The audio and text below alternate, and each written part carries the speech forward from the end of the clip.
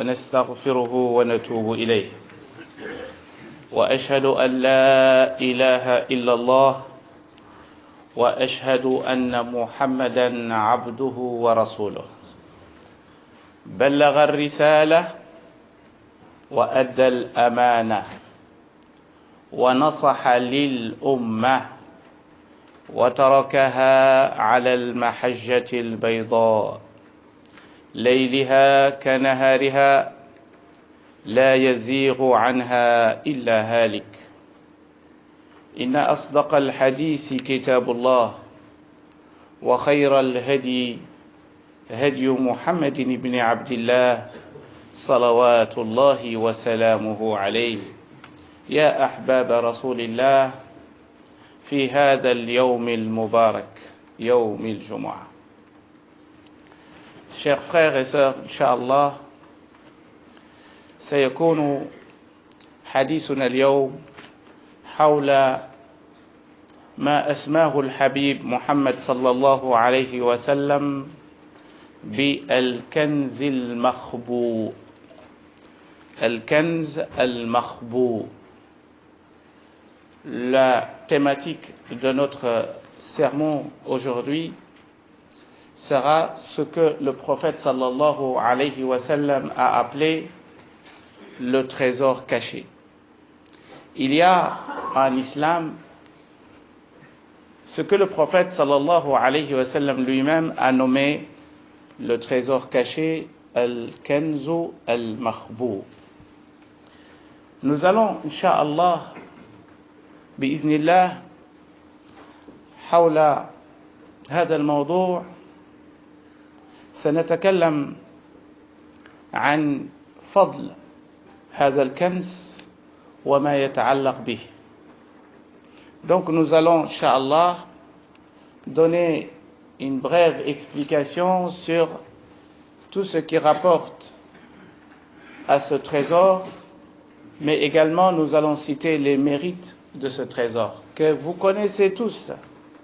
هذا الكنز تعلمونه جميعا لا أشك أن أحد في هذا المسجد يجهل هذا الكنز، ولكن قد يجهل فضل هذا الكنز وأهمية هذا الكنز ولماذا لم يعمل لكسب ثواب هذا الكنز المخبوء ولكنه بين يديكم.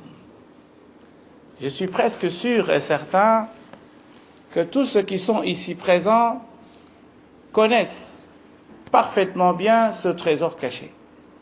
Vous le connaissez, et lorsque je vais le citer, vous allez vous dire, effectivement, on connaît.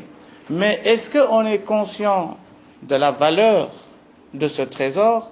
Est-ce qu'on est conscient de mettre en pratique ce trésor et de gagner le maximum possible de hasanat? C'est ça la grande question. Le plus important, al-aham laysa an ta'lama shay walakin an ta'mala bih. Le plus important, ce n'est pas de connaître la chose, mais de la mettre en pratique. C'est cela le but de l'islam. Ce n'est pas seulement des notions théoriques, mais c'est la pratique, la connaissance et puis après la pratique. Alors, ici, chers frères et sœurs, un jour, le prophète sallallahu alayhi wa sallam, il a dit à ses compagnons, Man qara'a bi'ayatayni min akhiri surati al-Baqara fi laylatin kafatah. C'est lui qui lit 2 versets dans une nuit, et ces 2 versets se trouvent dans la sourate 2, la sourate al-Baqara. Le prophète sallallahu alayhi wa sallam nous dit, ces 2 versets te suffisent, ou te suffisent. Ces 2 versets te suffisent. Tu n'as plus besoin de faire quoi que ce soit. Ça te suffit. Et lorsque le prophète sallallahu alayhi wa sallam te dit ça te suffit, tu dois te contenter de cela. Pourquoi? Parce que c'est lui qu'Allah lui a donné ce qu'on appelle jawami'ul kalim. Allah il lui a donné cette éloquence de prononcer une petite phrase qui peut comprendre un livre pour l'expliquer. Il a l'art de la quintessence et de la substance des phrases. Ça, c'est le don qu'Allah subhanahu wa ta'ala lui a donné, sallallahu alayhi wa sallam. لأن الله أعطاه جوامع الكلم يختصر في جملة أو في حديث ما يمكن أن يقال في كتب كثيرة وشرحها يطول أيضا. Et donc le prophète sallallahu alayhi wa sallam nous dit, si vous lisez ces deux versets-là dans une nuit, ça vous suffit. Alors les savants musulmans, ulama l'islam, ijtahadu fi sharh hadha al-hadith. Ils ont fait des efforts pour expliquer qu'est-ce que ça veut dire ça te suffit. Certains disent ça te suffit comme invocation. Si tu vas aller au lit, avant de dormir, tu lis ces deux versets, ça te suffit. Tu n'as pas besoin de lire tout le Coran, tu n'as pas besoin, si tu as besoin d'avoir plus de hasanat, en tout cas, sache que ça te suffit. C'est ce que le prophète sallallahu alayhi wa sallam. Si tu veux la protection dans une nuit et qu'il n'y aura pas des djinns ou quoi que ce soit qui vont t'attaquer ce soir, il faut lire ces deux versets. Le prophète sallallahu alayhi wa sallam, il a dit kafata, ça te suffit. Si tu veux pas avoir des cauchemars, le prophète sallallahu alayhi wa sallam, il a dit ça te suffit comme invocation. Tu n'as pas besoin d'en rajouter quoi que ce soit. Et donc, d'autres disent ça te suffit comme si tu avais lu tout le Coran dans une nuit. Et ça te suffit également comme si tu avais fait Qiyamul Layl avec tout le Coran. بمعنى أن كفتا بمعنى أنك ستجد ثواب من صلى أو قام الليل كله. كأنك قمت بما يسمى بقيام الليل. وقرأت القرآن من بسم الله الرحمن الرحيم الفاتحة إلى من الجنة والناس. فلك ثواب ذلك كله. Tu as la récompense de tout ça, de la Fatiha jusqu'à min al-jinnati wal nas. Et donc, mais la plupart des savants nous disent, tout cela, c'est une perte de temps d'expliquer tout cela. Si le prophète sallallahu alayhi wa sallam, si on lui fait vraiment confiance et que lui il nous dit ça nous suffit, on n'a même plus besoin d'aller chercher quoi que ce soit. Ça nous suffit comme tout. C'est-à-dire, si tu veux la protection, ça sera pour la protection. Si tu veux pas avoir des cauchemars, ça sera pour ne pas avoir des cauchemars. Si tu veux ne pas rencontrer des djinns dans la nuit, etc., ça te suffit. Si le prophète sallallahu alayhi wa sallam, il a laissé la phrase ouverte, c'est parce qu'il veut qu'on mette tout ce qu'on veut dedans. واضح؟ إذا كان الرسول صلى الله عليه وسلم أطلق هذه الكلمة فهذا يعني أنه أراد منا أن ننوي ما نشاء في تلك الليلة وسنجده إن شاء الله.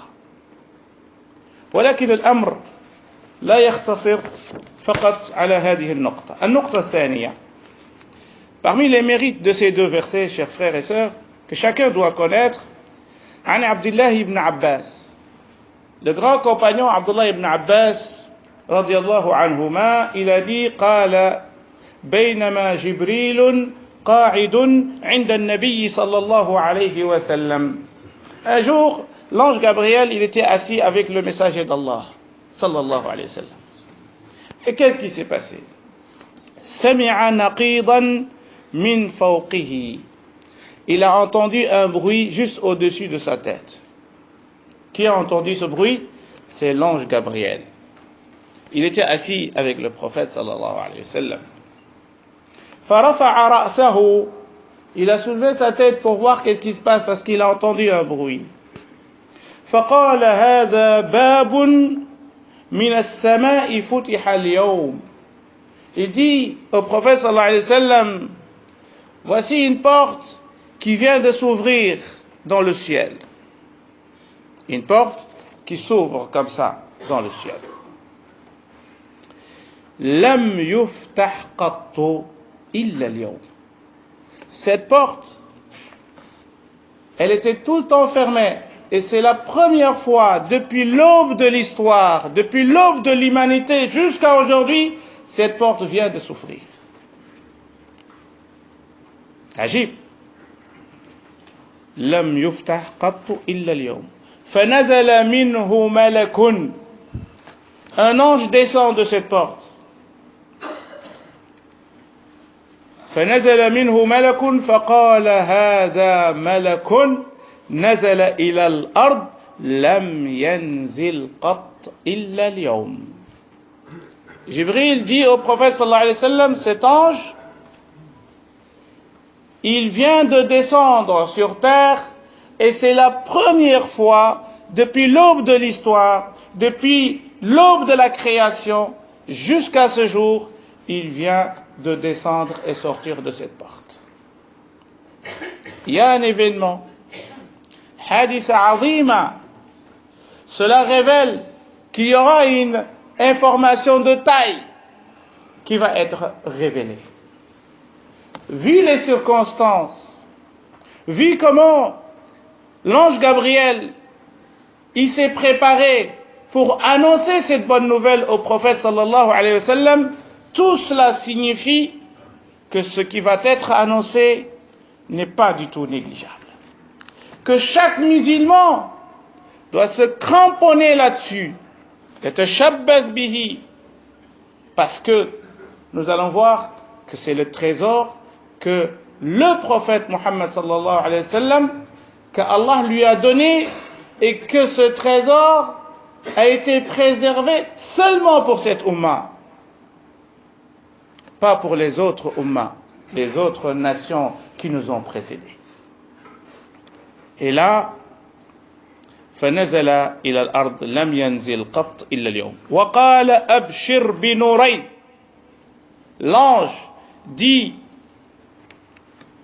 sois content, abshir. Ceux qui vont en Arabie Saoudite ou dans les pays du Golfe, ils savent ça veut dire, qu'est-ce que ça veut dire abshir. Si un Saoudien ou quelqu'un qui habite dans les pays du Golfe, il te dit abshir, ça veut dire sois content, tu auras ce que tu veux. Mais ce n'est pas toujours le cas. Mais à la kulli hal, quand on dit abshir, c'est ça que ça veut dire, sois heureux. Abshir. Abshir. Binuraini utitahuma.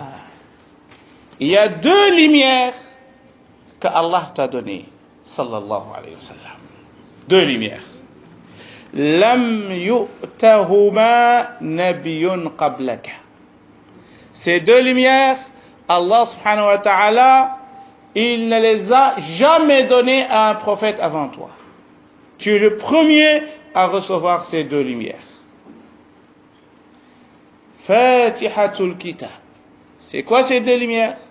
Fatihatul Kitab. La sourate Al-Fatiha. Il y a quelqu'un ici qui ignore la sourate Al-Fatiha? Je ne le pense pas. Sauf si il est nouvellement converti. Wa khawatim suratil Baqarah. Et la fin de la sourate Al-Baqarah. C'est-à-dire les deux derniers versets de la sourate Al-Baqarah. Ces deux versets-là, qui commencent par آمن الرسول بما أنزل إليه من ربه والمؤمنون كل آمن بالله وملائكته وكتبه ورسله لا نفرق بين أحد من رسله وقالوا سمعنا وأطعنا غفرانك ربنا وإليك المصير. Jusqu'à la fin. Ces deux versets, chers frères et sœurs, فليكن على علمكم هما الكنز المخبوء لهذه الأمة. C'est le trésor caché pour cette umma, qui a été réservé. Et avant que ces deux versets soient révélés avec la sourate Al-Fatiha, il fallait qu'une porte s'ouvre du ciel. Il fallait qu'un ange descende et que cette porte ne s'est jamais ouverte et que cet ange n'est jamais descendu sur terre. Tout simplement pour nous annoncer et pour nous donner ce joyau qui est plus qu'un joyau précieux, que nous avons entre les mains, mais qu'est-ce qu'on en fait tous les jours? Qu'est-ce qu'on en fait tous les jours? هذه هي المهمة الكبرى أو السؤال المطروح ماذا نفعل يوميا بهاتين الآيتين. Qu'est-ce qu'on fait avec? Est-ce que chaque soir on les lit ou pas? Est-ce qu'on les enseigne à nos enfants ou pas? Est-ce qu'on se protège avec ces deux versets parce que le prophète sallallahu alayhi wa sallam nous a dit ça te suffit? Alors, dans ces deux versets, chers frères et sœurs, il y a, les savants nous disent que tout le Coran et tous les grands sujets abordés dans le Coran se trouvent dans ces deux versets. Ça parle de la foi, ça parle de la soumission totale à Allah subhanahu wa ta'ala, ça montre la faiblesse de l'être humain devant la toute-puissance divine. Parce que dans ces versets, nous allons dire Rabbana la tu'akhizna in nasina aw akhta'na. C'est-à-dire qu'on dit à Allah, ne nous juge pas si on oublie ou si on commet une faute. C'est-à-dire qu'on n'est pas des êtres parfaits. Et puis nous allons dire La yukallifu Allahu nafsan illa wus'aha.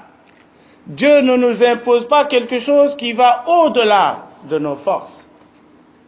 Et donc il y a une reconnaissance implicite, et même si vous voulez manifeste, de la faiblesse de l'être humain devant Allah subhanahu wa ta'ala. Donc ce sont deux versets qui ont une puissance spirituelle indescriptible. D'ailleurs, lorsque l'un des phrases de ce verset a été révélé au prophète sallallahu alayhi wa sallam, il a dit In tubdu ma fi anfusikum aw tukhfu yuhasibkum bihillah. C'est le verset qui vient juste avant ces deux versets. Le Coran nous dit si vous cachez ce qui est dans votre esprit, les idées qui sont dans votre tête, In tubdu ma fi anfusikum, si vous les manifestez ou vous les cachez, Dieu vous jugera là-dessus. C'est très grave. C'est-à-dire que si on pense à quelque chose, même si on ne le met pas en pratique, Allah nous jugera là-dessus. Lorsque ce verset a été révélé, les compagnons se sont précipités à côté du prophète sallallahu alayhi wa sallam. لما سمعوا هذه الآية إن تبدوا ما في أنفسكم أو تخفوه يحاسبكم به الله ذهب الصحابة رضوان الله عليهم إلى النبي صلى الله عليه وسلم واستغربوا الأمر. Se dit c'est très grave. Nous allons être jugés même pour nos pensées. Subhanallah. Et là, Allah subhanahu wa ta'ala, il a révélé au prophète sallallahu alayhi wa sallam ومن هناك نزلت الآية لا يكلف الله نفسا إلا وسعها. Dieu ne vous jugera pas sur quelque chose qui dépasse vos capacités. Parce qu'on n'a pas la capacité de maîtriser nos pensées. Est-ce que quelqu'un peut retenir ses pensées? Il n'y a personne qui peut retenir ses pensées. Parce que c'est comme ça. On est né comme ça. Et là, chers frères et sœurs, et je terminerai avec ça, lorsque le prophète sallallahu alayhi wa sallam est parti aux cieux, il a fait l'Isra wal Mi'raj sallallahu alayhi wa sallam. Ad-Dahhak, le grand tabi'i, et Mujahid wa Sudai, qui sont les grands exégètes du Coran, مفسرون الكبار يقولون أن هذه الآيات نزلت في الإسراء والمعراج, c'est-à-dire في المعراج لما عرج من النبي صلى الله عليه وسلم, c'est-à-dire que ces versets-là, Amen al-Rasoul, a été révélé lors de l'ascension du prophète sallallahu alayhi wa sallam. Alors qu'est-ce qui s'est passé brièvement? Lorsque le prophète sallallahu alayhi wa sallam est monté avec Jibril à un moment donné, Jibril alayhi salam lui dit, moi je ne peux plus dépasser ce stade, c'est à toi de continuer. Et là, le prophète sallallahu alayhi wa sallam, il continue, et là, il va aller à la rencontre d'Allah subhanahu wa ta'ala, comme vous le connaissez dans les hadiths qudsi qui sont authentiques. Imaginez-vous, posez-vous la question que le prophète sallallahu alayhi wa sallam, il s'est retrouvé devant Dieu, devant Allah subhanahu wa ta'ala. Alors, si vous et moi, nous étions devant Allah, comment on va le saluer? Parce que la première chose, c'est de saluer Allah subhanahu wa ta'ala, n'est-ce pas? Avant de lui parler ou avant qu'il nous parle. Alors, vous voulez savoir comment il a salué Allah subhanahu wa ta'ala? C'est une salutation que vous faites tous les jours. Tous les jours. Le prophète sallallahu alayhi wa sallam, il a dit At-tahiyyatu lillah, as-salawatu, az-zakiyatu lillah. Ça, c'était la salutation du prophète lorsqu'il a rencontré Allah subhanahu wa ta'ala. At-tahiyyatu lillah, az-zakiyatu lillah, at-tayyibatu salawatu lillah. Et là, c'est Allah qui doit répondre maintenant. Il lui dit quoi? Assalamu alayka ayyuha nabi. Maintenant, vous savez, lorsque vous êtes dans at-tashahhud, en fait, vous êtes en train de raconter le récit qui s'est passé, la conversation qui s'est passée entre Allah et son messager qui est Muhammad sallallahu alayhi wa sallam. Tahiyatu lillah, az-zakiyatu lillah, at-tayyibatu salawatu lillah. Allah lui dit Assalamu alayka ayyuhan nabi wa rahmatullahi wa barakatuh. Et là, le prophète sallallahu alayhi wa sallam, comme lui, il n'est pas égoïste, wa hasha lillah an yakuna kadhalik. Il a dit, je vais associer ma umma. Il a dit Assalamu alayna wa ala ibadillahi salihin. Même lors de son rencontre avec Allah, il ne nous a pas oubliés, sallallahu alayhi wa sallam. Et donc, lorsque tu fais tashahhud, en fait, tu es en train de prier sur toi-même. Tu es en train d'invoquer pour toi-même Assalamu alayna wa ala ibadillahi salihin. Et là, les anges, lorsqu'ils ont entendu cette conversation, ils ont dit Ashhadu an la ilaha illallah wa ashhadu anna Muhammadan abduhu wa rasulahu. Et c'est cela. التحيات التشهد بارك الله فيكم أستغفر الله يغفر لكم ودعوه يستجب لكم